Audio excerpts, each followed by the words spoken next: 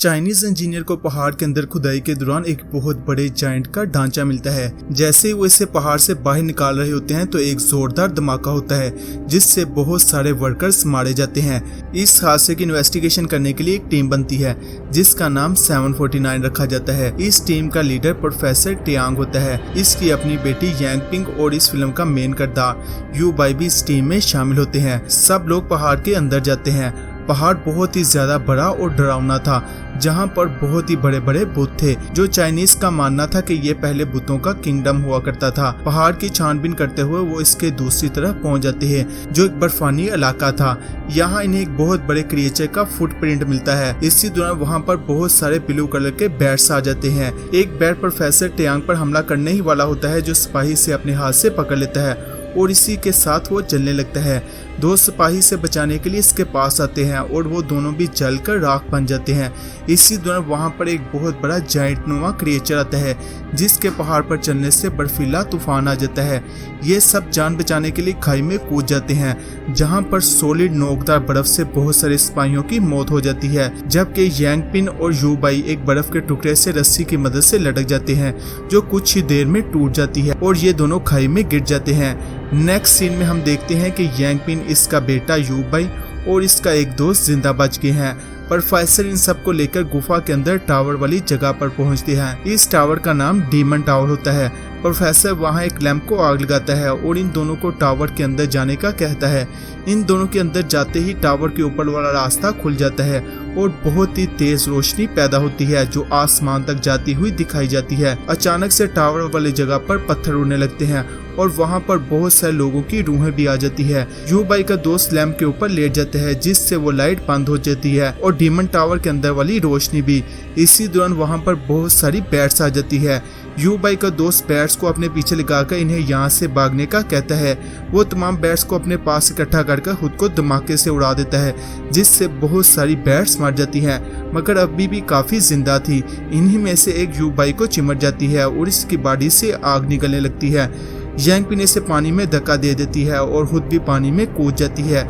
अचानक से पानी में बहुत बड़ा क्रिएचर नमूदार होता है और वो यांगपिन को खा जाता है। नेक्स्ट यू बाई एक हॉस्पिटल में जागता है जहां इसे बताया जाता है कि वो मिशन 749 में बच जाने वाला वाहिद शख्स है। वो मजीद इस रिस्क की जॉब को कंटिन्यू नहीं करता और मिस्टर बोंग की लाइब्रेरी में जाकर जॉब करने लगते हैं।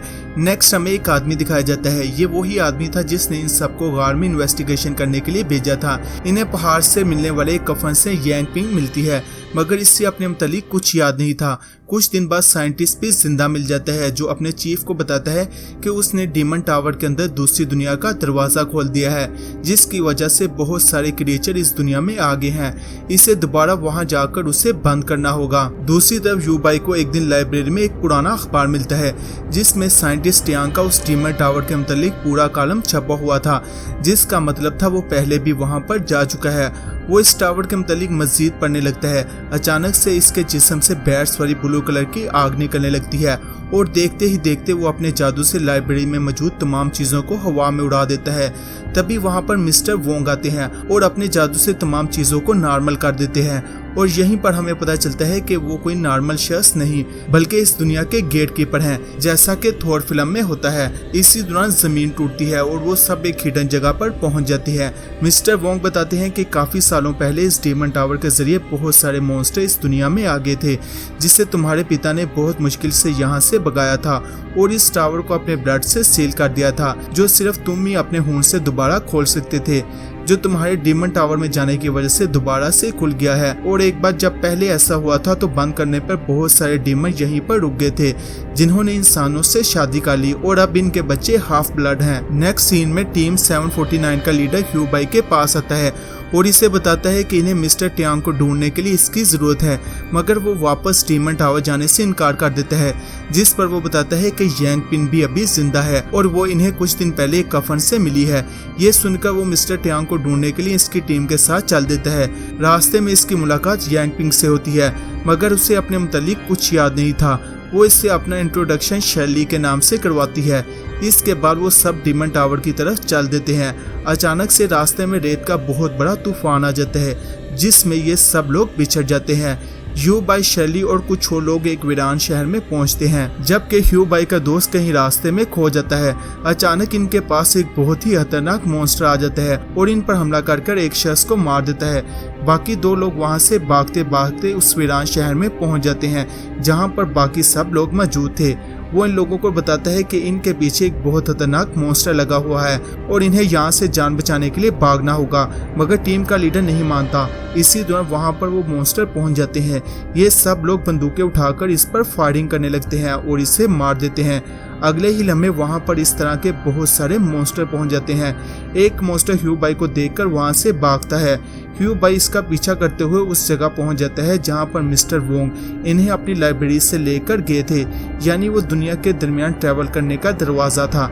यहीं पर वो मॉन्स्टर इस पर हमला करके इसे जख्मी कर देता है और इसे मारने ही वाला होता है कि इसी दौरान शैली वहाँ आ जाती है, जो हम देखकर हैरान हो जाते हैं कि वो क्रिएचर इसे कुछ भी नहीं कह रहा था, बल्कि इसके इशारे करने पर वहां से भाग जाता है। शैली ह्यू बाई को उठाकर कफन के अंदर रख देती है, जहां पर इसके तमाम जख्म कुछ ही लम्हों में ठीक हो जाते हैं। अगले सीन में उस वक्त से दिखाया जाता है जब यांग पिन को समुद्र में वो मॉन्स्टर खा गया था और वो कुछ देर बाद इसे अपने मुंह से निकालकर डीमन टावर के पास ले जाता है, जहां पर दूसरी दुनिया से आई एक सोल इसकी बॉडी में चली जाती है, यानी इसकी बॉडी में एक डीमन थी, इसीलिए ये मॉन्स्टर इसे कुछ नहीं कह रहे थे। शैली ह्यू बाई को भी यहाँ ले आती है और इसे डीमन टावर को खोलने का कहती है, मगर वो इनकार कर देता है। शैली इसके तमाम साथियों को मारने की धमकी देती है, मगर इसके बावजूद भी वो इसकी बातों में नहीं आता। शैली गुस्से में इसे वापस इसके दोस्तों के पास भेज देती है, जहां पर मॉन्स्टर इन पर हमला कर रहे थे और वो सब इनका मुकाबला कर रहे थे। इसी दौरान एक मॉन्स्टर ह्यू बाई को आकर जोर से टक्कर मारता है, जिससे ह्यू बाई जख्मी हो जाता है। वो मॉन्स्टर इसे मारने ही वाला होता है, मगर शैली वहां आकर मॉन्स्टर को भगा देती है और इसके पास बैठकर इसके सर को गोद में रख लेती है। ह्यू बाई शैली को कहता है कि वो बिल्कुल इसकी फ्रेंड यांग पिंग की तरह लग रही है और वो ये कहकर उसे गोली मार देता है, जिसके साथ ही वो तमाम मॉन्स्टर वहां से गायब हो जाते हैं, क्योंकि ये सब शैली ने ह्यू बाई से टावर खुलवाने के लिए बनाए थे। शैली यांग पिंग में ट्रांसफर हो जाती है, जबकि डीमन टावर खुद से गिरकर टूट जाता है। ह्यू बाई शैली को उठाकर उस कफन में लाकर रख देता है, क्योंकि उस कफन में रखने से किसी भी शख्स को जिंदा किया जा सकता था। इसके बाद हमें बहुत सालों पहले से दिखाया जाता है मिस्टर टियांग ने डीमन टावर से बहुत सालों पहले निकलने वाली एक डीमन लड़की से शादी कर ली थी और इसी वजह से इसकी बेटी यांग पिन हाफ डीमन थी। एक दिन उसने एक मरी हुई चिड़िया को जिंदा कर दिया, जो इसकी मदर ने इसे ऐसा करते हुए देख लिया और दोबारा कभी भी ऐसा करने से रोक दिया था। कुछ दिन बाद इसकी मदर की डेथ हो जाती है और वो मरते हुए बताती है कि इसकी बेटी की डेथ यंग एज में हो जाएगी, इसलिए मिस्टर टियांग इसे डीमन टावर लाए थे ताकि वो किसी तरह से इसे मरने से रोक सके। इसी दौरान हमें वो सीन भी दिखाया जाता है जब यांग पिन और ह्यू बाई खाई में गिरते हैं और मरते नहीं। दरअसल में वो सब मर गए थे, जिन्हें यांग पिन अपनी पावर से जिंदा करती है और इसीलिए वो खुद दोबारा से जिंदा नहीं हो पाती।